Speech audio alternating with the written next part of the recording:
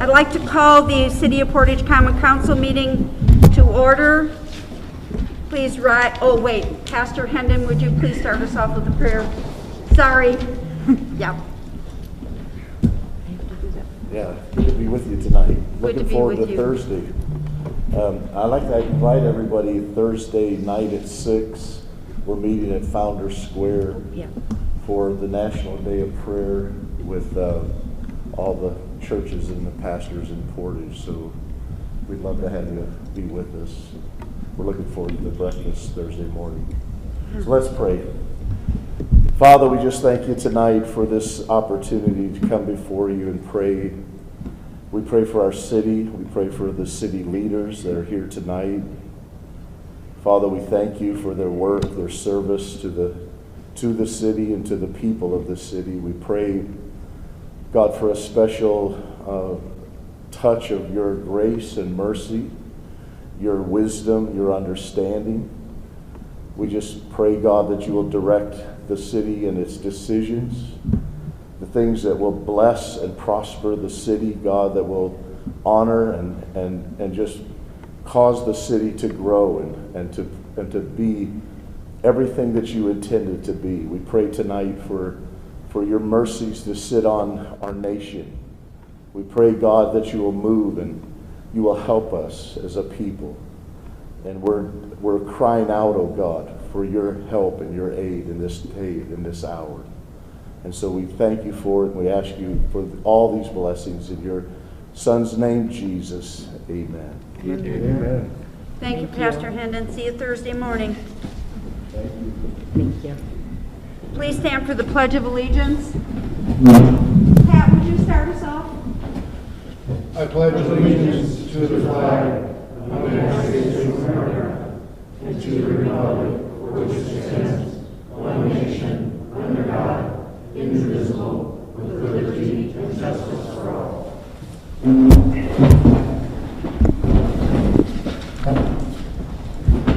Nina, would you please call the roll? Councilperson Alvarez? Here. Councilperson Pigorski? Here. Councilperson Geishers? Here. Councilperson Clem? Here. Councilperson Williams? Here. Councilperson Gully? Here. Councilperson Zilli? Here.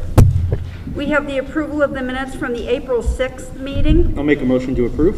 Second. We have a motion by Collins, seconded by Bryant. All in favor signify by saying aye. Aye. We have communications and correspondence and announcements from the mayor. The only thing I have is that we are having the mayor's prayer breakfast on Thursday. We have a pretty good crowd this year. We're very excited about that. So if you think you might want to come and you haven't gotten your name in to Norma, then please give her a call tomorrow. That's all I really have. Nina, do we have a clerk treasurer's report? Nope, just that the update of the chart of accounts is almost done. It's just final touches. I passed it around a little bit. If anyone would like to see it, you can take a look. So I will be able to provide you with a full report in June. Because we have to back out all of the APVs that's been done so far this year and repost. Thank you, Nina. So we have reports from the standing committees, and I'm going to start with Randy Reeder, our street department, because he always ends up falling to the bottom of the line. So we're going to start with him this time.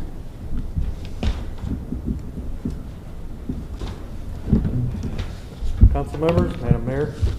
I sent you a report earlier today via email, so just to give you just a glimpse of that report for the street department for the month of April, we had some vegetation control measures, and we'll be continue doing that throughout the summer, killing those weeds.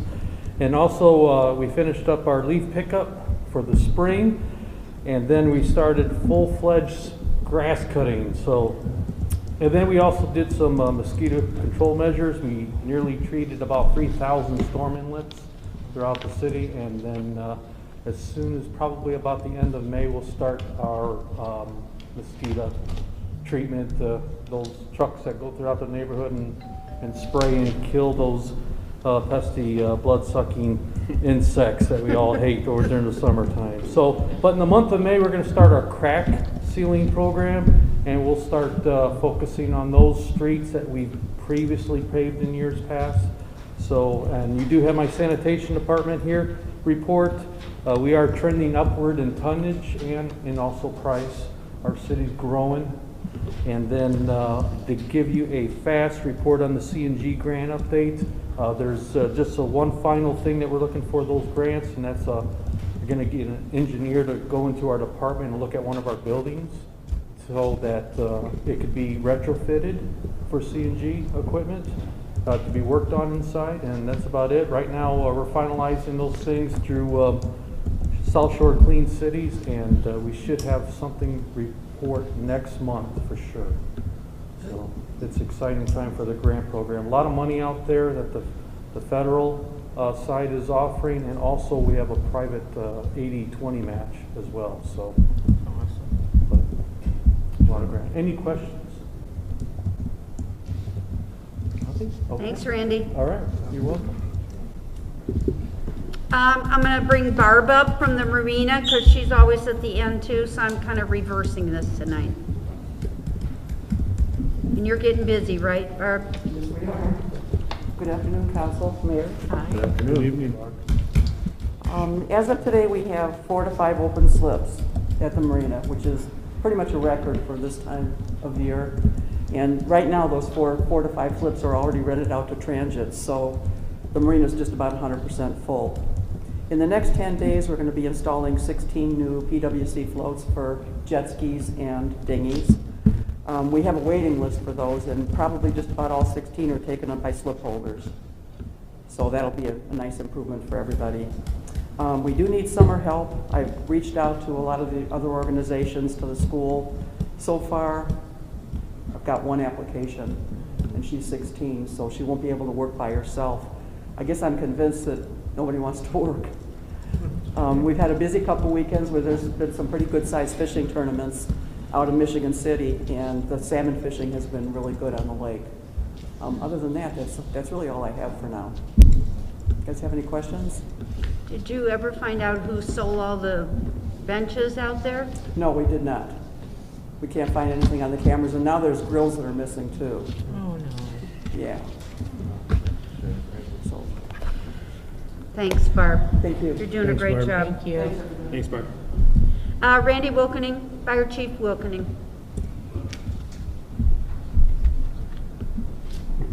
Good evening. I sent you all a report yesterday. I'm trying not to overwhelm you with a bunch of numbers, but I thought that some of this stuff was kind of important. This last month in April, we did have 511 total calls. 355 of them were EMS and 10 of them were fire related. So for the year, we're up to 1,837 calls, 1,311 EMS and 48 fires. So this is, again, another record breaker. Last year, we were at 1,494 calls, 1,134 EMS, and only 15 fires. So that's an increase of 19%. So what we're seeing with all of our stats is we're consistently going up every year about 19-20%. So, and like I said, we had to do a 10-year study for our grants, and we are up 35% for calls from 2010 to 2020. So at 2010, we had 3,430 calls, and in 2020, we had 5,199 calls, so just about 5,200 calls. So that's what, almost 17,000 or 1,700 calls in just 1 year, or 10 years. So we also did a five-year study, and again, I won't bore you with the numbers, but that was 19% increase again. So it seems like, especially the last 5 years, we just keep going up 19% every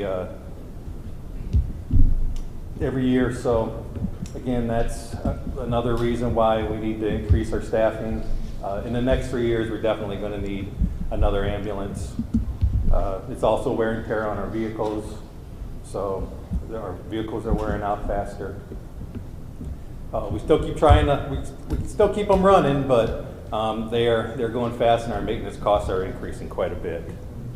Also, with the COVID, our ambulance calls, we used to be able to clear out an ambulance call within about an hour. So an ambulance for one call would be out around an hour or so, and that's increasing to almost an hour and a half with all the increased cleaning and everything. We did go to assist the city of Gary over the weekend. In case you didn't know, they had a whole rash of fires. I think they stopped counting at like 18 truly working structure fires. So we sent apparatus out there, and they had apparatus all the way from Cedar Lake to Munster. So they had Porter County and Lake County just pretty much sent at least something. So, and then again, it's good. The fire service has always been excellent at working with each other. So that's good.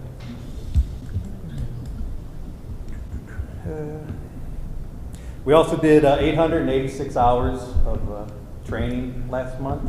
That's combined training. So most of it was virtual, but we did do some hands-on. And now that the weather's getting better, the COVID's kind of loosening up, that we'll hopefully get some more hands-on. You'll see us out there playing with hydrants and hoses and things like that. Also, if you see the guys out there with a bunch of hose laying on the ground everywhere, we do annual hose testing. We have to do that every year. So that's why they have to pull all the hose off at least once a year, test it, make sure it's all good. We did have one firefighter approved for disability from the state, so we are starting to process another hire. We have had some hiring issues. It sounds like everybody's been having problems hiring people, but we've either been losing them to other jobs or they weren't able to pass perf. So we are actually down to our last 3 people on our hiring list for the year, for the rest of the year. So we are starting to get the application process going. So probably late this summer, we'll start taking applications and start that process again. But we still have 2 firefighters at the academy and the MAC. They'll be graduating the end of this month. I do want to give a special shout out to Chris Crail. He is the academy commander, but he's also a Portage firefighter. He's been the commander now for a couple of years, and it makes us really proud that the academy is being run by one of our own. So, and let's see, we're still waiting on our FEMA grants. So you know how they go. Sometimes they're quick, sometimes they're slow. So we're not sure when those are coming out. And then last thing, we have Chief Kotichek. He's been working with the YMCA. They're having a Healthy Kids Day on June 5th, and we always have had our own bike rodeo, and we're trying to incorporate that with the Healthy Kids Day. So that's all I have. Are there any questions? Will you be participating in the MAC dedication of the new building? Yeah, we'll be there. That'll be for, it's more for police, but I mean, it's the whole complex is pretty much for emergency services, so they invite everyone. Is that open to the public, Randy?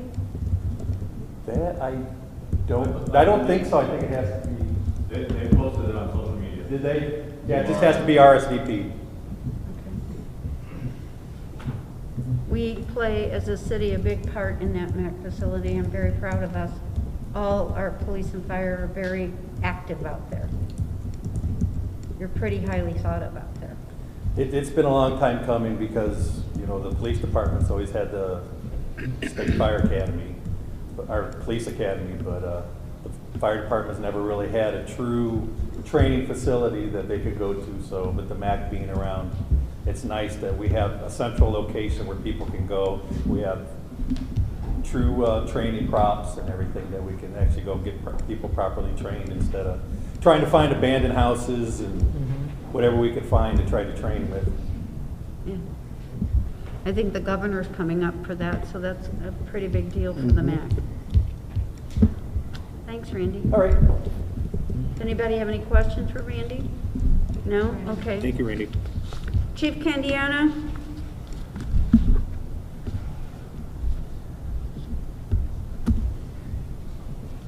Hello.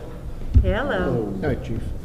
All right, I'm told that I always talk the longest, and I'm probably still going to do that. So I'll try to talk a little faster. So maybe I'll go a little quicker than Randy if I talk fast. So I did not get this sent out to you all, but I will after the meeting. This was a day of meetings today, so I ran a little long.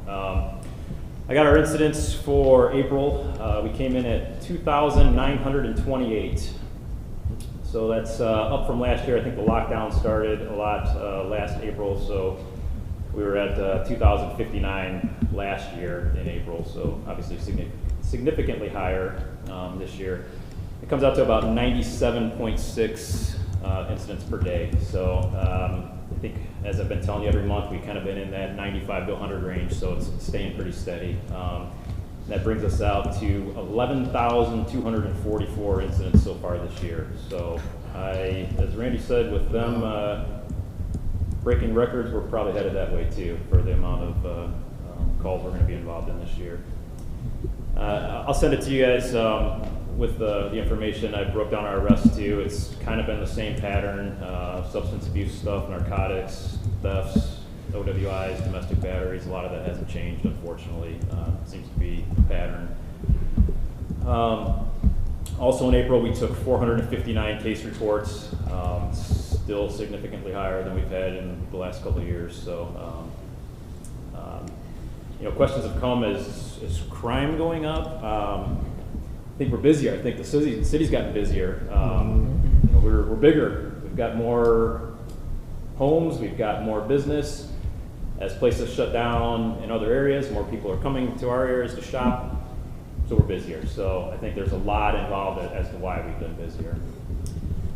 So as I stated, kind of the points of interest for the calls, we're up about 1,100 calls over last year, and again, similar types of calls that we've been having.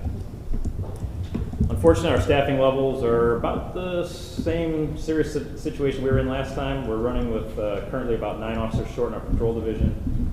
We have 3 that just recently graduated from the Northwest Indiana Law Enforcement Academy, so happy about that, and they've begun their field training. So like I said before, that'll take a couple months till they get through that, so it'll be a while till we see them out on their own. We have 1 officer that began their field training several weeks ago, and then he's scheduled to go to the academy in August. So we may have him a little bit for the summer, and then we're going to lose him again. And then we've got still 2 that we need to hire to replace the resignations I talked to you about last meeting. And then we've also got 2 that are out on workman's comp after being injured in the line of duty, and 1's out still with an extended major illness. So that brings us to 9 short, and we've got another one that's got a military deployment commitment coming up. So as I said last time, it's kind of the same thing. We'll keep plodding along, but we are still running short out there as we stay busy. So it's kind of that fine line of making it all work. One thing I wanted to note, something that we worked on a couple weeks ago, we've been having a lot of problems in a certain area of the city with one of our districts up there. Just a lot of calls of drug activity, things like that. So we put together a detail a couple weeks ago for enforcement, traffic enforcement, just checking on all different things in the area. We had a pretty successful couple days. We did it over a 2-day period. Lots of encounters with people. Hopefully it got the message out that that's not the area we want you to be hanging out with doing your stuff. So, and I think we're going to expand upon that. We're going to keep identifying problem areas that we have and do similar things. So as we move into the summer, we'll start doing some more of that. So if there's, I mean, obviously we're reading the reports and stuff, and that's how we're tracking it. But if you've got concerns from citizens, let us know. It might be an area that needs some attention from us. So.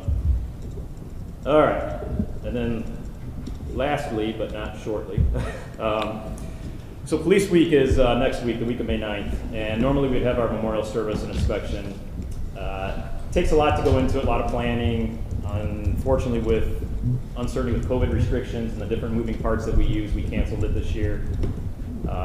So there's a lot of different entities that were involved, and we just weren't sure if we were going to be able to put it together and what they were going to be able to, you know, the commitments they were going to be able to make to us and things. So we're going to do a couple things on our own, but this is kind of my only chance to say a couple things publicly, so I just wanted to throw some things out here for you guys. I mean, we all acknowledge the last year or so has been tough for everyone, but obviously I'm in law enforcement. That's my line of work, so that's what I want to talk about. You know, recently, there's been just so many portions of the media, some politicians, even celebrities, even some of the average citizens that have kind of been dehumanizing police. I've read, you know, despicable terms used to describe us.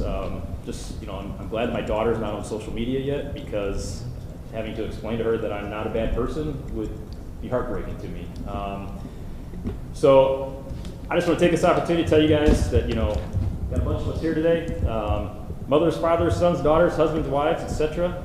We got college graduates, veterans, coaches, musicians, artists, athletes, on and on amongst us. I mean, just like everybody else. 18 years ago, I changed my career because I wanted to go home at the end of the day, feel like I contributed something. I was doing stuff in retail. It wasn't for me. Not that that is, I mean, any way anybody makes a living is great. It just was not for me. I believe that a lot of our officers took this job for similar reasons, because they wanted to be able to say they accomplished something. The idea that a lot of us took this job for all these nefarious reasons is crazy. It's absurd, and to read about that just drives me crazy. And you know, I stay off social media. I don't go out there and make these statements out into the world. So this is my one chance to kind of say this out here. You know, we've chosen this profession for reasons that we have. But in reality, we're similar to everybody else. Like I said, you know, it's just families and everything else. So, unfortunately, with the narrative out there, it's creating more and more dangerous and violent encounters for us. So far this year, 91 officers have been shot in the line of duty. 23 of those have been ambushes or ambushed incidents, and 19 have been killed by gunfire. 6 of our own officers have been assaulted, and 2 are still out with injuries, as I stated before. Additionally, there's been many more encounters that are resulting in fleeing vehicles and other dangerous situations. If you've been paying attention to a lot of stuff that's going on in Lake County, you know, and in the area, it's one after the other incidents of these, you know, violent encounters and resisting and things like that. And unfortunately, it just seems to be increasing. So, on the flip side, the officers of the Portage Police Department have saved 36 lives in the last year and a half through a combination of CPR, Narcan, AEDs. Obviously, you know, those are all assisted with help from the fire department who show up after we get there. Once the scene's safe. Inside joke, no. But, and, you know, I mean, obviously they've got the things that to you know, save the lives once we get there, and we do that initial. And if we celebrate how many lives they saved, it'd be thousands. But I just want to put out there that, we're out there saving lives. We're not doing what everybody else is saying we're doing. So anyway, this brings me full circle to the whole point of this. There's a contract you all are going to be looking at tonight. You're all going to be considering this contract. Our officers will continue to serve the citizens of Portage to the tune of 11,244 incidents so far this year and over 180,000 incidents over the last 5 years. That is a lot of citizen encounters that we've been involved in over the last 5 years. Again, 180,000 plus. So contrary to what's going on nationally, I do believe our city supports us. I think that came out through the negotiations. I think that comes out every day by what we see out there in the city, our dealings and encounters with you all. And I want to thank you for that. So I also want to thank you for considering the approval of this contract. Thank everyone that was involved in getting us to this point. It was a long road for everyone that was involved in it, so thank you. And then last of all, I just want to thank our officers. Like I said, I don't get to do this publicly because we're not having a memorial this year. A bunch of them turned out to see how the contract goes, so it's my chance to thank them. And do you have any questions? No questions? All right. Keep up the good work. Thank you, ladies and gentlemen, for what you do. Ladies and gentlemen, that came in before me. Thank you, sir. Thank you. That's right. Without you, we do nothing. This community would do nothing. Whatever they got to offer you, it will never be enough. I agree. Let's give my hand back.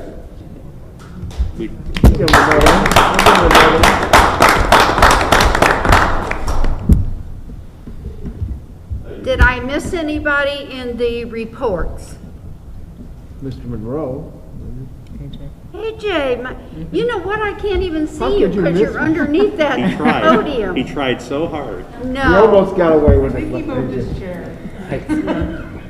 the man I count on all the time. Well, I thank you, Mayor and Councilman, Council ladies. Thank you so much. Mike's a tough act to follow, and I know this is a big night for the police department with the contract up for consideration this evening. We have a lot going on in the city, as you've heard from everyone who's had a chance to speak before you this evening. I too, like many of the department heads, have provided a staff report, a department report for your review. Just wanted to highlight a couple things as it relates to construction. We are under construction on several streets out in the city of Portage right now. So any assistance you can provide to get that word out is much appreciated. We've been working closely with the mayor's office and Joyce Russell to make sure that we're getting the word out and working with our contractor to make sure that the signs are posted.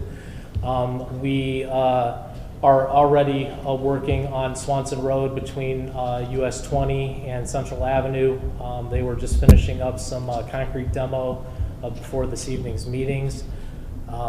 They were earlier in the day out on Aspen doing the same, and we'll be on Central Avenue following up on some of the pre-work that our utility department did, setting some drainage structures on Central Avenue in front of Willow Creek and Ellsworth schools. We will soon see the mill come into town to continue work, and we will do our best to make it and work with the contractor to make it as smooth as possible. However, as you know, when we go in and do a deep mill and do a reconstruction of a road, there's going to be several days of inconvenience. So we apologize in advance, but we think that the work effort is worth it because the results will be there. I thank you in advance for that patience and understanding. And please travel carefully through those zones. There are also men and women out there with families and that want to go home safely at the end of the evening. So I would ask everybody to slow down, take your time, and please make your way through those zones safely. We are also starting construction on the Robbins Road extension just south of the YMCA. Milestone has mobilized, brought equipment on site, and I expect them to soon continue with that work. I believe DeBoer Egroff will be doing some of the excavation work there. Construction continues on the Marquette Greenway Trail and the Ameriplex development.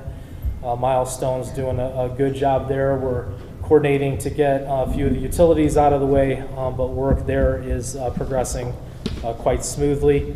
Earlier before this meeting, the Board of Works did open bids for some work along Airport Road and Robbins Road. As you know, if you've traveled down that section of Airport, that we've had orange cones and barricades out for some time because that section of road has been failing. The Board of Works took emergency action on that so that we could move forward quickly on that. So I expect to work with Mayor Lynch and Attorney Whitten to sort through the contracting and to be able to issue notice to proceed with the contractor very shortly. Again, apologize for the inconvenience that took place along that section, but we're looking forward to the result. There's a lot of other projects that we're working on. I know one of interest to the council is the City Hall remodel, a project that's long been discussed. We continue to remain on track. We'll be advertising this month on 2 separate occasions and intend to open bids at the June 10th special meeting of the Redevelopment Commission and expect to see construction starting on that project sometime mid-July with hopes of having your first council meeting at City Hall. I know it's been a while in January of 2022. With that said, there's a lot of other projects. I provided the report and would ask if you have any questions of me at this time. AJ, I just want to thank your department. This list, I'm counting 11 major projects right now that you have on this list, and 6 of them appear to be grant-funded projects. By my count, I think there's 6. There might be 5. I just want to commend you and your department on securing these grants for us in the mayor's office and anybody involved in this, because this saves us a lot of money by doing these projects as grant projects usually. Yeah, you know, we've had a really, by having the ability to provide the local match, you know, whether it's the wheel tax that was approved a number of years ago, which really allows us to truly take advantage of the Community Crossings matching grant, or pursuing a federal grant on a number of projects, some of which are barely touched on in this report because we're still in that design phase. But there's real work ahead on Central Avenue. There's real work ahead on the Willow Creek Road bypass. All of us understand, you know, we live here, we drive the streets too as a department. We understand the Willow Creek Road bypass is not in a really good shape. The street department does the best they can to keep up with it. But, you know, again, if we're trying to leverage the dollars that we have here in the community, pursuing those grants and those opportunities are really important to us. Understanding we would love to move faster, but, you know, we're moving as fast as we can and trying to put that money to work as soon as we can for the residents of Portage. We always ask for patience. We understand. We're trying to do all we can. But yeah, I appreciate, that goes back to you and thanking the council, former councils, to help and assist in that, because, you know, the departments with resources can do a lot of wonderful things. You heard from many departments tonight talking about what they can do for the residents of the city of Portage when they have those resources. So I appreciate that, and we will continue to pursue those opportunities as they make themselves available. And then one more thing, AJ, I know we talk about this at the RDC all the time, but helpful for those viewing. The landscape maintenance for this year and the new program to hire part-time employees to assist in that. Can you talk a little bit about that, where we are in that process? Yeah, I can. And I have to unfortunately share the same sentiments that you heard from many of the department heads prior to me speaking this evening, is that we're having a very difficult time finding folks to apply for jobs. With that said, the Redevelopment Commission opened bids for landscaping probably about a month ago, and they were significantly higher than the budget. I believe that the responsive bidder would have been somewhere in excess of $250,000 to take care of the landscaping in the city. I think we can do better, and the hope is to what the Redevelopment Commission voted and acted upon was to offer some additional salary and for monies for salaries where additional staff could be hired at the Parks Department to take care of those landscape beds throughout the city. And they also contributed $25,000 toward their ability to purchase supplies, landscape materials, mulch, weed killer, all that kind of stuff to assist in that. But I have the unfortunate responsibility to report that the Parks Department's really struggling with identifying people to come in and work. So again, I know that Lori and the folks here at the parks are really trying to identify and really get the word out and try to bring on new folks to assist. And so again, if you have any recommendations or thoughts or folks you can recommend to consider making application, we'd really appreciate it. We understand it's a challenge. Again, we ask for your patience, but really we were not in a position to spend $250,000 for landscape maintenance and needed to consider taking a different approach. Mayor, can we make sure that we're sharing this on all of our department social media pages and get a graphic together just so people know that this is out there for summer employment? Sure. Thank you. I guess, do we have an age limit on that? Do they have to be 18 years or older? I believe Lori can hire someone as young as 16. Okay. As I believe the standard that she has. So maybe connecting with the high school and putting it out there for high school students as a summer job.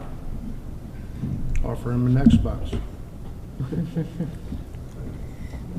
Well, it's encouraging, AJ, to see that, first of all, the financial responsibility that the department has taken on with all of these projects.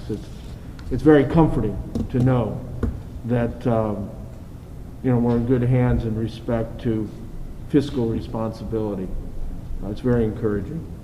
It's also very encouraging to hear that you're working with other departments to, just accept something at face, but you look out of the box a little bit to figure out a better way to attack things. So congratulations on doing that. I appreciate that. And all the folks that came up and spoke before this, as a community, we're blessed to have these folks working and leading in our community. And I know you know that too, but yeah, I appreciate that, and I appreciate the opportunity to work with those folks as well. I do have a question. Yes, sir. What's the city gonna do, or if as an individual was caught digging a humongous hole in the ground, probably the size of this room, if bigger, that's about 20 feet deep throughout that whole hole, and no guardian around it, no permits were filed or given or anything? Where does the city stand on an individual doing such a thing? So I know with the stormwater board that if a permit hasn't been issued for excavation, if you're aware of a situation where that's currently going on, I'd ask you to give a call to the stormwater department, make a report, and then we'll follow the course of action to make sure that the work stops and that they begin to proceed with permits. Well, I'm gonna let it known be right now to the mayor and yourself and to the public that we have an individual over on 149 just north of the railroad tracks. Okay. On that piece of property right there, there's a humongous hole over there that is not being protected from children getting down in there. Okay. And not being able to get out. Okay. I know where you're at. Okay.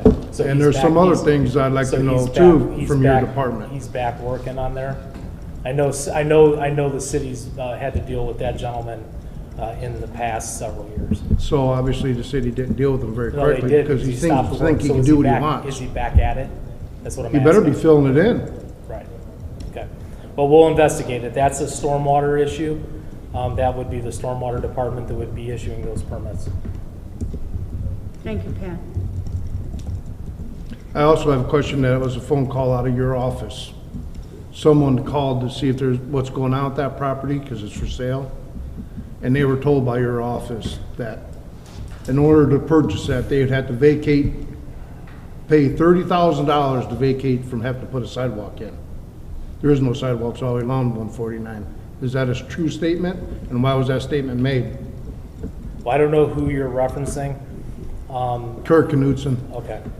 If a development were to take place on that property, they would need to get a curb and sidewalk waiver from the Board of Works, because. Cost of $30,000? Well, it would be the length of the frontage on 149. And this city, that's the rule that the department has, or that's been given to them by the city. So Gore paid for all that vacate? property. Todd Gore paid for vacate? I can't All along speak. 149 in that subdivision? I can't speak to past administrations and what happened with the waiver of curbs Well, when and you get to your office sidewalks. tomorrow, would you pull that document up showing that he paid that fee? Well, our department doesn't do that. That record would be in the clerk treasurer's office, and it would be handled by the Board of Works. Can you find that out for me, please? Sure. Nina? Thank you. And then if somebody were looking at the new development, and if that was part of the conversation, the direction of a curb and sidewalk waiver for future development would have been given in the context of the bigger conversation. There's been more said, but I'm waiting for another reply. Okay. I'm not happy with what Kurt did, or yourself, Okay. if you're involved. Okay.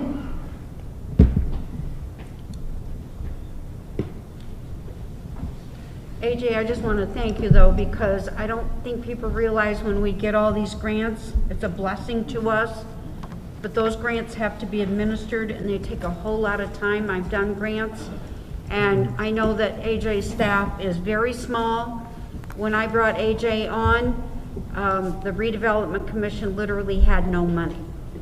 And he is now cash flowing the city council chambers remodel, and he is cash flowing the Robbins Road. So we have been very frugal with the redevelopment commission money.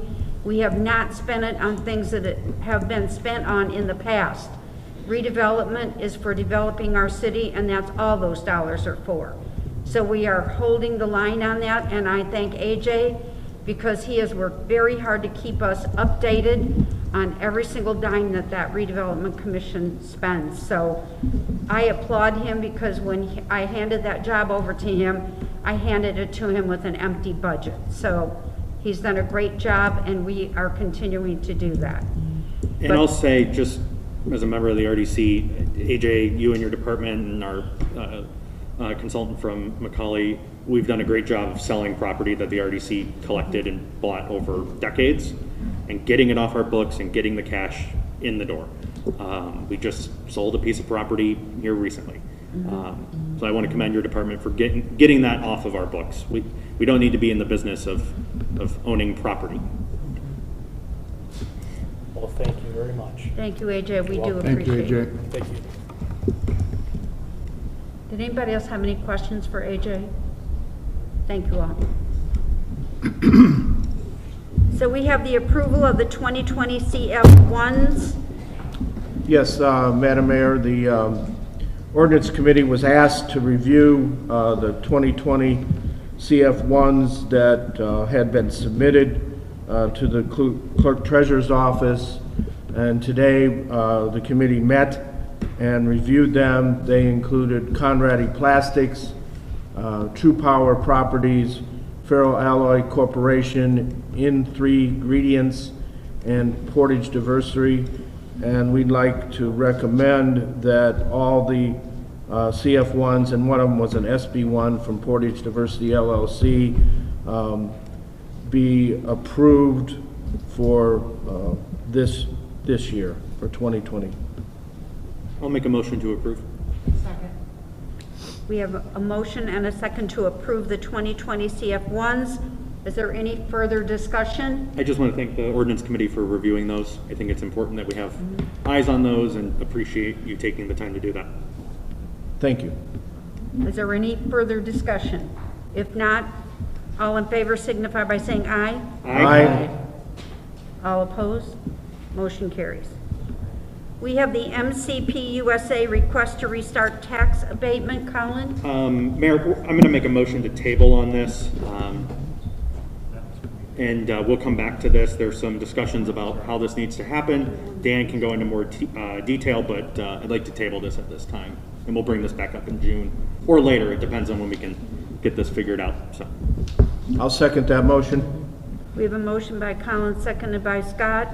Is there any discussion? I'd like to say something real quick, Madam Chairman. So what we're talking about here is 18 pay 19, 19 pay 20, 20 pay 21, and 21 pay 22. It's my understanding MCP has amended 20 pay 21, 21 pay 22, so we're down to 18, 19, 19, 20. Myself and the clerk treasurer have had some conversations with the township assessor, who would be the one accepting these, and also with representatives of MCP, including their attorneys. So in my conversation with their attorney today, they had specifically asked that this be tabled to give us a little more opportunity to sort of review their options and what things they may be able to do or may not be able to do. We should have some better information for next week. Thank Are you. there any other questions? If not, all in favor signify by saying aye. Aye. All opposed? We have the Marina Shores Lot 7A request for waiver, Colin? Yes, I know that the resident had requested this. We wanted to have that resident speak. Is that resident here?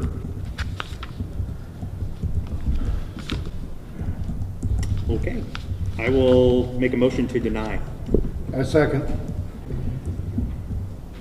Is there any discussion? I would like to weigh in just real quickly. So on this one, Madam Mayor, we are talking about 20 pay 21. I did speak with the county auditor on this one, having just learned of it yesterday. And as the rest of this board is, I'm sure, equally surprised to hear after being told by Marina Shores that there were no more. But the auditor has confirmed that she has the CF1 and the original resolution granting lot 7. However, that CF1 came in like on the 28th of April, which is just about a year or so late. So that's all I have for reports. And Nina, just to confirm, this resident was told that they Yes, needed I to left be a here. message on her cell phone. Okay, thank you. And I gave her my cell phone number. Thank you. Are there any further questions? Discussion? If not, all in favor to deny signify by saying aye. Aye. All opposed? Motion carries. We have the police department collective bargaining contract. Debbie, can you go ahead and, or Dan, how do we need to do this? Do we need to make a motion to adopt it and then? I think you can, yeah. Why don't you do a motion Okay. second, and then we'll get discussion. I will make a motion to adopt the collective bargaining agreement. I'll second. Dan, do you want to go through some details? You want Debbie and I? Well, why don't you let me start with the 100-mile-high view of it, and you guys can weigh in, because I will undoubtedly forget things. So the finer points, and certainly points for the fiscal body, is the cost items like the raise. So as you'll see from the agreement, and I know you've all been through this ad nauseum in your executive session, but it was negotiated a 5% increase across the board. There was an added 0.5% on longevity for 24 years of service or better. A change to the insurance retiree benefits for the retiree and spouse to pretty much mirror the fire department contract. Made a little change to language on the canine compensation, which was pennies. The rest is pretty much language change. I don't know how detailed you want me to go, Mr. President, but I don't think it's necessary to go into great detail. The council has had this. We talked about it in executive session. Debbie, you were more involved in the negotiations. I don't know if there's anything else you wanted to add. I think everybody got copies of it, so, I mean, unless anyone had any questions on it, I think you're good. Yeah, and I just want to thank Dan, Debbie, the mayor, Nina, all of those involved from the bargaining committee on the police side, the council for getting this here tonight. I think we have a good contract. It was ratified unanimously. Someone correct me if it wasn't. So I'm happy that we have this in front of us tonight. So we have a motion and a second. Is there any further discussion? If not, Nina, would you please call the roll?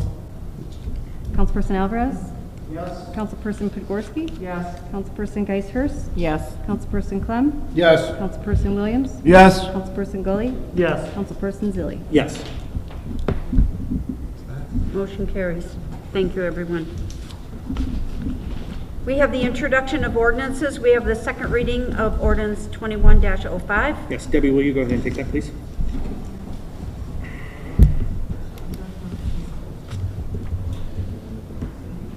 You can just read it. Okay, so ordinance number 21-05, an ordinance of the City of Portage, Indiana, amending Chapter 78, Article 2, Division 2, Chapter 38, Section 38-38 of the Municipal Code entitled Fees. Motion that this has been read in its entirety. Motion to adopt, unless we have some other discussion. Second. Okay, I would like to comment, Madam Mayor, if I can. This came up in the ordinance committee meeting, and one of the concerns that was addressed from our April meeting was the inability for someone to pay for the ambulance fees. And it was determined that we have a hardship ordinance, and I can read that so the council is familiar with that ordinance and how we feel, how the committee feels this addresses the hardship issue that was brought up at our April meeting. So it's ordinance 15-21, and it's a waiver of fees in case of hardship. The clerk treasurer is hereby authorized to waive fees in whole or in part imposed under this article to cases of financial hardship at the request of patients who ask for assistance. Financial hardship may be shown by having annual gross family income less than 200% of federal poverty level. And what that means, as an example, if you have a family income of $10,000, you could still have double that family income of $20,000 and still be eligible for assistance. And being unable to meet the financial obligation for payment of the fees. So I think this particular existing ordinance helps fill that gap for people who have the inability to pay, or in some cases maybe enter into some payment plan with the city. And I guess I would just ask the question again to the clerk treasurer, how often have you noticed or come across situations where families or patients have been in this particular hardship situation? Not once since I've been in. Pardon me? Not once since I've been in office. Not once. And so it's the exception rather than the rule. And so I feel because we have this ordinance in place that we should adopt the new ambulance fees as presented from in our first reading and now in our second reading at this particular meeting. And I'll just say, I know another issue we had brought up was payments, and I confirmed with the clerk treasurer that we do allow payments, pay what you can, as long as you're making some payment. The city is not going to send you to collections, so we do allow for payments, which satisfied that concern that I had. So we have a motion and a second. Is there any further discussion? If not, Thank all you in for favor? Pardon? acknowledging that. I appreciate it. Yep. Well, I do have a comment, Mayor. Is my understanding, what the problem is, a lot of these people don't know that this is there, and you're not waiving any fee to it, you're still putting a burden on them, which is stress, it's not much quality of life. I think we should put a percentage in there of discount to senior citizens that are uninsured. So Medicare covers, they don't cover it all, obviously. But don't they have, right, exactly. Well, it depends if they have It depends on your secondary supplemental, and- yeah. That's where I'm going. Now, I think we have to be a little careful, we don't complicate this. I think that clearly with this ordinance, it gives the clerk treasurer the opportunity to work things out with the patient and resident, and/or resident in this case, that I believe that this hardship amendment, this waiver of fees and the hardship ordinance can address those situations. So it waives the fees, but then yet what kind of payment is, I mean, how are we putting this into a bargaining per customer? I mean, how can we do this? Yeah, and I would think. It has to be in that writing, seniors- a flat rate or something. Underinsured seniors would probably meet that 200% of the poverty guidelines threshold. So, Nina, would it be possible, we send out the bills, right? They are physical paper bills. Can we add something at the end, not detailing what the hardship requirements are, but noting that if you have a hardship, to call, so they can get the information? I can see. Because, I mean, people aren't gonna know if But they're it don't waive 200. the fee though, it just says we'll take payments. No, it doesn't. It says that the clerk treasurer can waive the fee they if can they waive meet it. those thresholds. So I think notifying people that it exists, I mean, they're not gonna know if they meet the threshold. I mean, I wouldn't be able to tell you what the I federal don't poverty think level that's is right fair now. either. Scott, can you reread that section about the clerk treasurer being able to waive the fees? Sure. Oh, thank you. The clerk treasurer is hereby authorized to waive fees in or in whole part. or in part imposed under this article in cases of financial hardship. So, you know, At what level? We have to have a threshold there, right? Is It that the is. $20,000? It's Double their income? 200% of the federal poverty level. And the guidelines for that is updated annually. so if the federal poverty level is depending on how many dependents they have, that's gonna vary. Exactly. It's double. So, you know, it's pretty liberal there. About right now, so a family of 5, for example, 200% of the federal poverty level is $62,080. A family of 6, 200% would be $71,160. And then it goes up with more dependents. Yeah. So, and again, we haven't had that many situations, I think historically, that this has presented a financial difficulty. Well, I for- suspect we'd have more if people knew that it existed. I suspect if people Maybe. saw that on the bill, they would probably contact us. They may not qualify. They may not hit that 200% of the federal poverty level. But I think as long as we already have something in place, and I looked at some other cities, and that's usually the baseline, the 200% of the federal poverty level and above, there's usually some built-in system for a reduction, which we have. So. I mean, I know at the township, it's 100% of the guidelines for township assistance types of poor relief.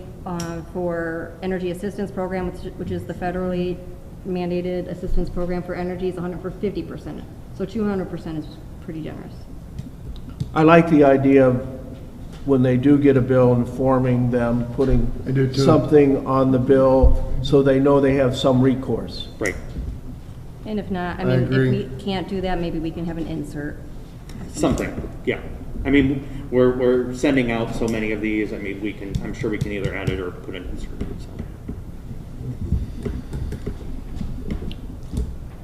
I'd just like to say thank you to the ordinance committee and the rest of the council for addressing this issue, taking that extra month from last month to look at this and come up with a solution that will ultimately help people. Thank you for that. Thank you. You're welcome.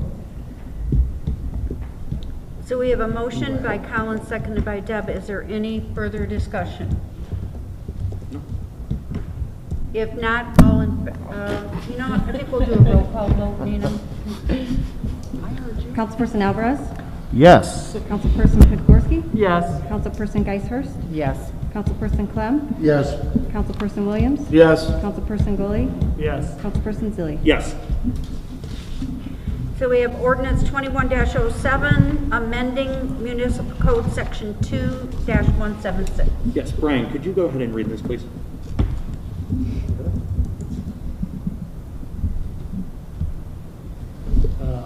An ordinance of the City of Portage, Indiana, amending section 2-176B of the City of Portage Municipal Code. Be it and is hereby ordained by the Common Council of the City of Portage, Indiana, as follows. Section 1, ordinance amendment of sections 2-176B, section 2-176 6B shall be amended by deleting the requirement that one of the common council appointed member be an attorney and shall now read as follows. Appointment of members and chairman. The mayor shall appoint 2 members of the commission. The common council shall appoint 3 members to the commission. All members shall be residents of the city. All members shall have never been convicted of a misdemeanor or a felony. The common council and mayor shall each appoint not less than 1 member of the commission who shall be a member of the opposite political party of the majority of the council. Initially, 1 appointment by both the common council and the mayor shall serve for a term of 1 year. The other appointment shall serve for a term of 2 years thereafter. All terms shall expire after 2 years. Each appointment shall serve at the pleasure of the appointing authority until he or she's successor is duly appointed and qualified. Vacancies shall be filled by appointing authority, which appointed the member by creating the vacancy. The member appointed shall fill a vacancy, shall serve for the duration of the unexpired term.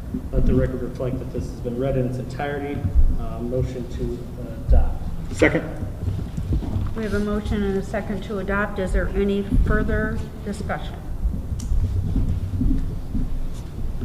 If not, all in favor signify by saying aye. Aye. Motion carries. On this, council, if you have suggestions, we do now need to appoint somebody to the Ethics Commission, because this will remove Ken Elwood, who was the attorney that we appointed. He is going to continue to be the attorney for the board if they choose to. So we need to appoint somebody. So if you have suggestions, please send those my way, and we'll bring those up at the June meeting to make an appointment, or beforehand, depending on how quickly the Ethics Commission needs a member. Okay. We have first reading of ordinance 21-08. I will go ahead and take that. Ordinance number 21-08, an ordinance of the City of Portage, Indiana, amending Chapter 90, Article 5 of the City of Portage Municipal Code entitled Zoning Map. Be it, and it hereby is ordained by the Common Council of the City of Portage, Indiana as follows. Section 1, the ordinance shall amend Chapter 90, Article 5 of the City of Portage Municipal Code and accompanying zoning map in the following manner. The zoning shall be changed from OC, Office Commercial, to R2, Low Density Residential on the property identified by the attached legal description in Attachment A, 27,069 square feet or 0.63 acres. Section 2, contingencies, none. Let the record reflect this has been read in full. Motion to suspend. Second.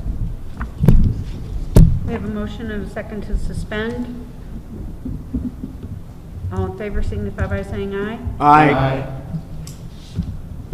That's a first reading, right? Yep, motion to adopt. Second. Did you want Mel to Yeah, speak on that? AJ, could you just quickly provide what this is and the recommendation? Yes, and the petitioner Mel Gore is also with us this evening if you have any questions of him. Yes, at the April 5th Plan Commission meeting, the Plan Commission entertained a request to change of zoning at the southeast corner of Robbins Road and Lancer from OC Office Commercial to R2 Low Density Residential. The commission did hold a public hearing. I do not recall any remonstrances, and they closed the public hearing and the commission sends a favorable recommendation to you with all 9 members of the Plan Commission voting in the affirmative. Again, I believe that the packet includes some information as to what the petitioner, Mr. Gore, is proposing on the property, and the staff report spends some time talking through adjacent land uses, how the proposed change of zoning does or does not comply with the comprehensive plan, and you will find in the staff's recommendations that we did make a favorable recommendation to the Plan Commission to forward this to you for consideration for approval.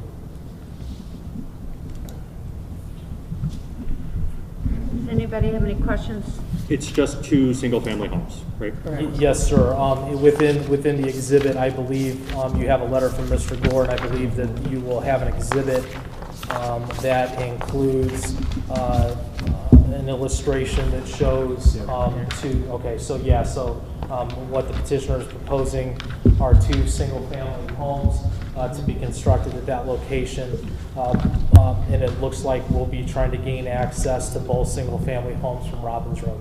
Yep, and this is at the corner of Robbins and Lancer, just north of Fountain View. Does anybody have any questions for Mr. Gore? Thank you.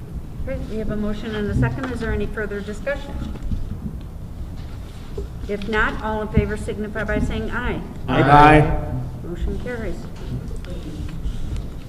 Thanks, Mel. We have the amendment to the salary ordinance 20-14. Debbie, would you please read that? Ordinance 20-14, an ordinance amending the 2021 salary ordinance of the City of Portage. Be it, and it hereby is ordained by the Common Council of the City of Portage, Indiana, hereafter the council as follows. Section 1, Ordinance Amendment. The section entitled Administrative Salary Positions of the 2021 salary ordinance currently written shall hereby be amended to the following. Police Department, Chief, $88,405 and a penny. Assistant Chief, $78,702.54. Major, $72,605.94. Captains 1, 2, and 3, $68,726.15. Section 2, Ordinance Amendment, the section entitled Full-Time Salary and Full-Time Hourly Positions of the 2021 Salary Ordinance currently written shall hereby be amended to the following. Police Department, Master Patrolman greater than 32 years, $77,599.45. Lieutenant, $62,622.08. Sergeant, $60,738.11. Corporal, $58,271.97. Master Patrolman less than 32 years, $57,495.10. First Class Patrolman, $50,461.86. Probationary Patrolman with experience, $48,769.37. Probationary Patrolman without experience, $46,716.18. Section 3, Ordinance Amendment, Section 2 of the 2021 Salary Ordinance, currently written, shall hereby be amended to the following. Unless otherwise agreed to in a collective bargaining agreement at different rates, all non-elected employees and appointed officials of the City of Portage shall receive additional compensation paid biweekly as set out below for the length of continuous employment with the City of Portage. Years of service. After 3 years, 1.75% of base wage. After 8 years, 2.25% of base wage. After 13 years, 3% of base wage. After 18 years, 3.5% of base wage. Let the record reflect it's been read in its entirety. Motion to suspend. Second. We have a motion and a second to suspend. All in favor signify by saying aye. Aye. We have a motion to Actually, the Oh, official what? ordinance, so we noticed an error. It's Yeah. the probationary patrolman without experience, so the document is 46-821-18. Dan, do we need to amend it since we read it? I think you can always amend it on second reading, so I would, if you're gonna vote to approve second reading, I would do it as amended.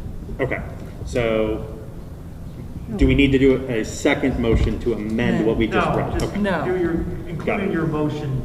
I'll make a motion to adopt as amended. as amended. Sir. We have a motion and a second to adopt Who as seconded? amended. Is there any further discussion? Who seconded? I'll I don't think Deb anybody did. seconded. I thought Deb Yeah. did. Yeah, Sorry, Deb. that's okay. Is there any further discussion? Any questions? Quickly, so on the salary at the top, so the master patrolman greater than 32 years, just to be abundantly clear, Yes. the amount listed is the salary of the position.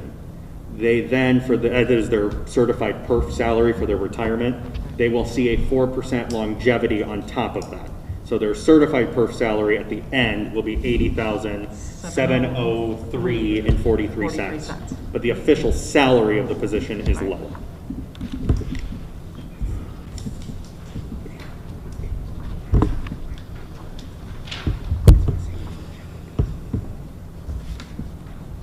You ready to vote? I think think so. Further discussion? If not, Nina, call the roll, please. Councilperson Alvarez? Yeah, excuse me, yes.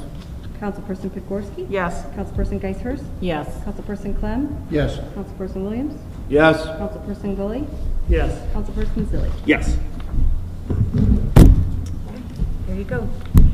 We have petitions and remonstrances from the public. If the public is here and wishes to speak, please step up to the microphone, give your name and address, and please limit your comment to 2 minutes. Reverend Michael Cooper, 5455 Clem Road, Apartment 1, Portage. City Council President, this is silly.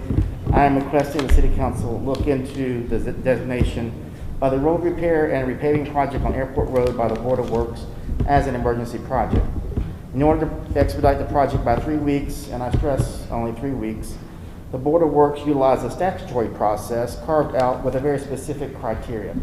Now, if I could use an example to establish the stick in the sand for an emergency project, it would be something like a heavy rain washes out a section of a road, making it impassable, which is not anywhere near the case along Airport Road, as it is. The last time I drove on it, last week, it was still passable. But by choosing to designate the Airport Road project as an emergency project per Indiana code, the Board of Works is limiting the bidding process to 2 designated vendors and not a competitive bidding process that would allow both the ability for small local vendors to submit a bid and for the taxpayers of Portage to get the best price for the project. As soon as you place a designation of the emergency project to the cost, as you probably would suspect, immediately escalates. And that is just to get it done 3 weeks quicker. The Board of Works loosely, and I use the word loosely as an understatement, apply an Indiana statute justifying the designation with manufactured arguments such as there has been 1 accident. If that was all it takes for every road project, then every road project in Portage could be classified as an emergency project.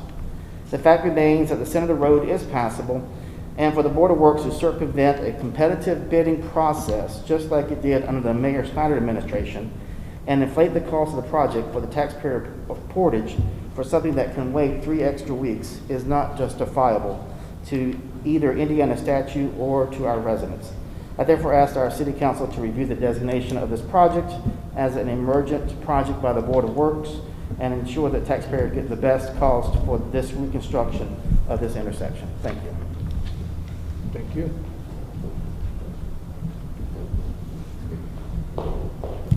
Hi, I'm Leah Conradi. I'm the CEO of Conradi Plastics, and I just want to say thank you to the city for your support. It means a lot, and I also want to give a shout out to the law enforcement and fire department. They've been great to work with. We've reached out to them a couple of times and very responsive, and I'm very appreciative. And anything we can do to help the city, we want to be helpful. We want to be a good partner, so please don't be shy about reaching out, and thank you. Thank you. Thank you.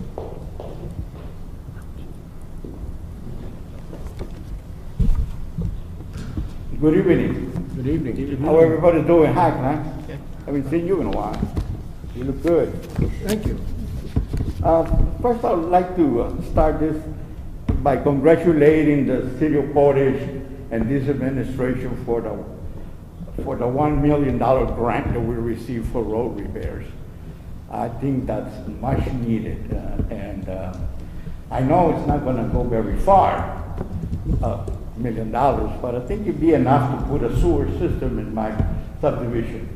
Anyway, I posted that congratulations on the Portage 411, and we received about 200, as of this morning, I believe it was 220 likes on it.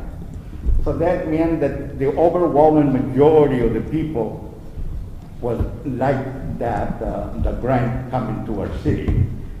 There were about 72 comments, and about 10% was negative, saying that the money, most of the money is going to go into your pockets.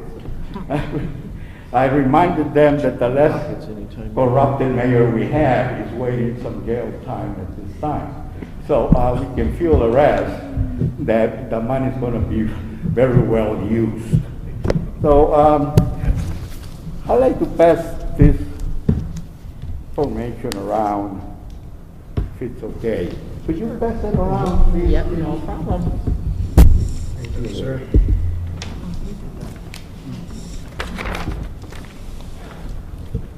I was at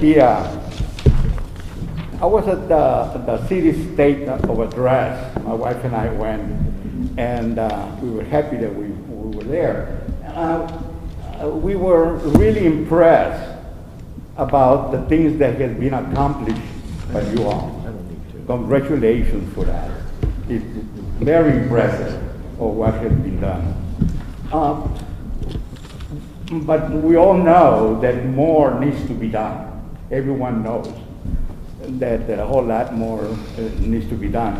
In my view, more needs to be done as well on the area of human rights and the area of equality, inclusion, and justice for many of our citizens. Okay? What I have passed around is some information that we received.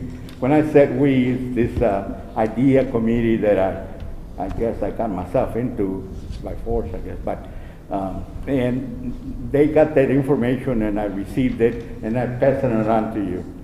And according to that information, and we have in the city about 311 city employees in different departments, 311 employees. Out of those 311 employees, we only have 2 African Americans. One in the police department and the other one's on Streets and Sands. And the one on Streets and Sands, I haven't seen the gentleman in a while. I don't know if he's still there or not. That's good.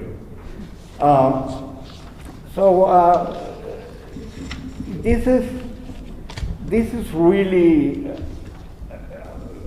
beyond an outrage for many of us that are minority members of different minority races and ethnicities.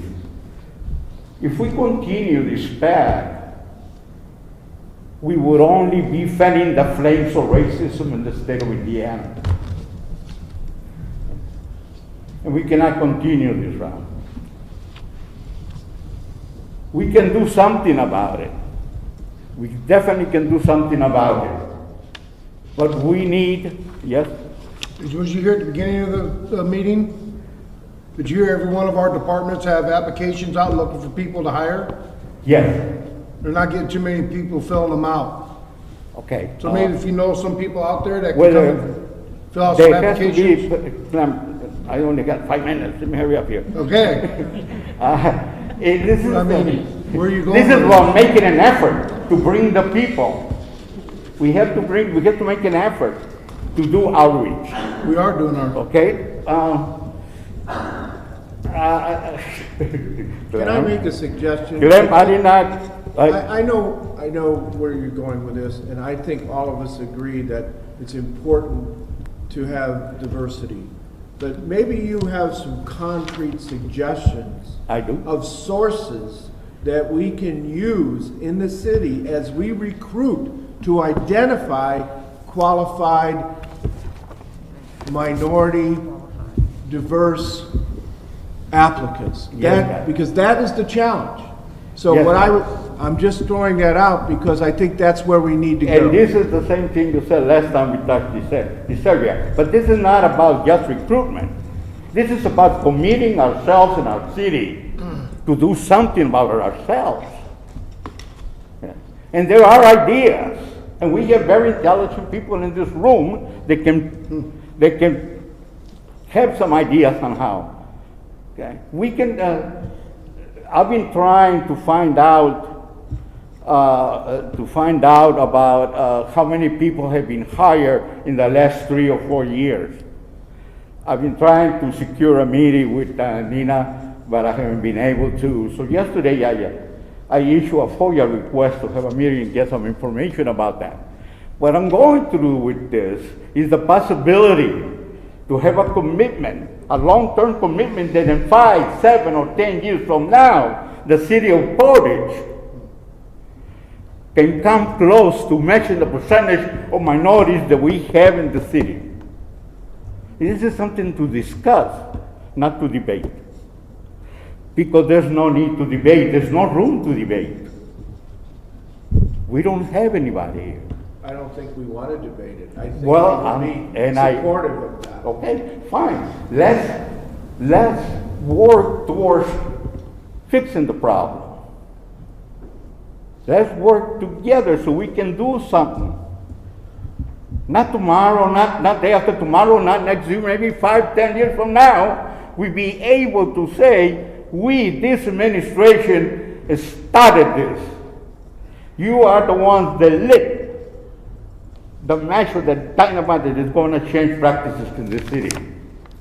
I would like very much to meet with the mayor, with you, Clem. Thank you very much for saying yes to meet with me, and the rest of you, okay? Like I said before, the accomplishment they all have done has been amazing. It's been a lot of work and a lot more work to be done. Again, especially in the areas of equality. Thank you very much for your time. Thank Thank you. you.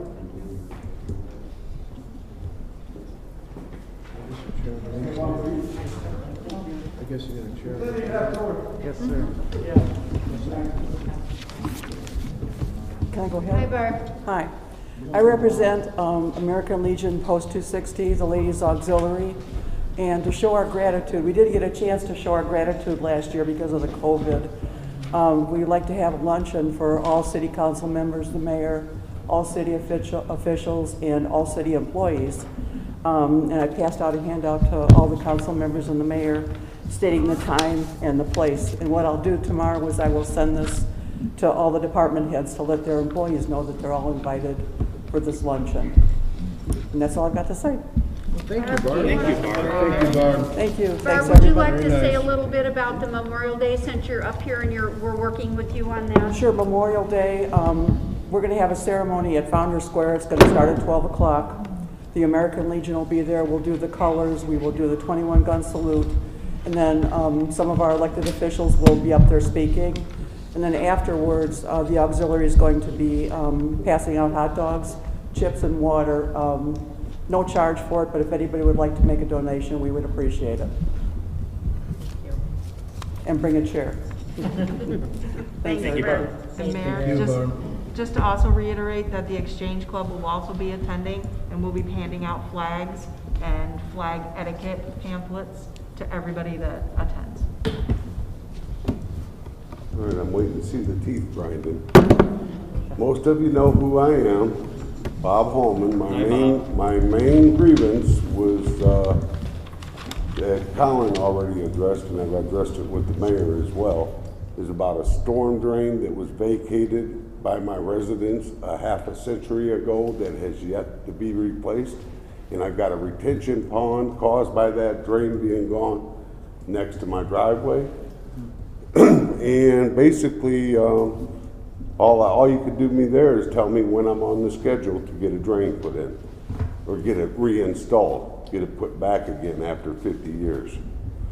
But in any case, other than that, the only thing I have to do is tell you a little story about a kid that grew up in the town of Portage.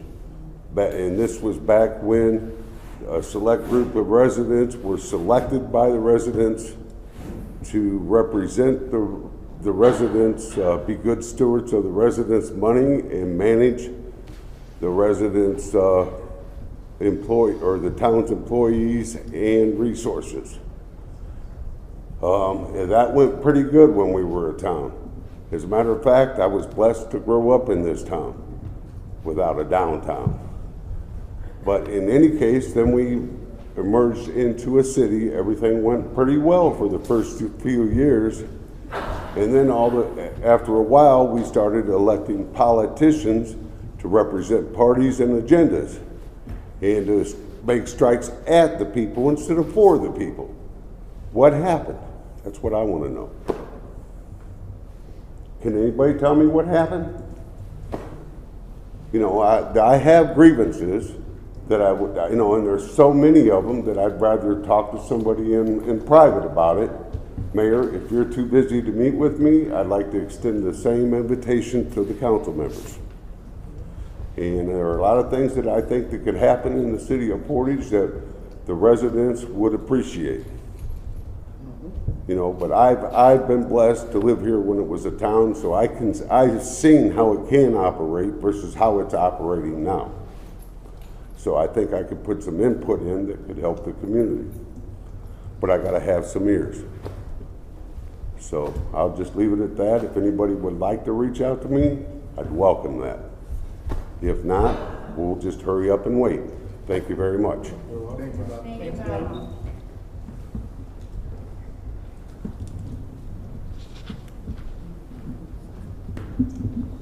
Hello. Nice.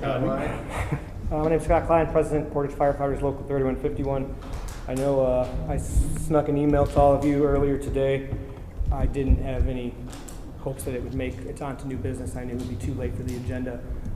My question though is, do I need to do anything different to get that on the agenda next month so that we can talk about it, get some dialogue going? Or do I wait for, I guess, someone to reach out and work through that? Dan, I can talk to this if you want to speak to it. Up to you. It's either way. So, the mayor, myself as council president, Debbie as budget chair, Dan, Nina, we have your email. We're going to get together. We will come up with our proposed solution to this. Okay. But yeah, I mean, there was just no way we were going to be able to address it tonight. I didn't think there would be. I didn't think this would actually be the appropriate time to bring it up. I just wanted to ask if you need anything from me. Nope, we have it, so we will bring this up as soon as we can, once we have a resolution with you, with the fire administration. I think this is probably going to have to involve the Board of Works at some point as an employment issue, so there's a lot of moving parts to this. Okay. Well, wait if anything. Thank you. Thanks, guys. Thank you, Brian. Is there anyone else who would like to speak to the council? Motion to adjourn. Second. We have a motion and a second. All in favor signify by saying aye. Aye. Thank you, everyone.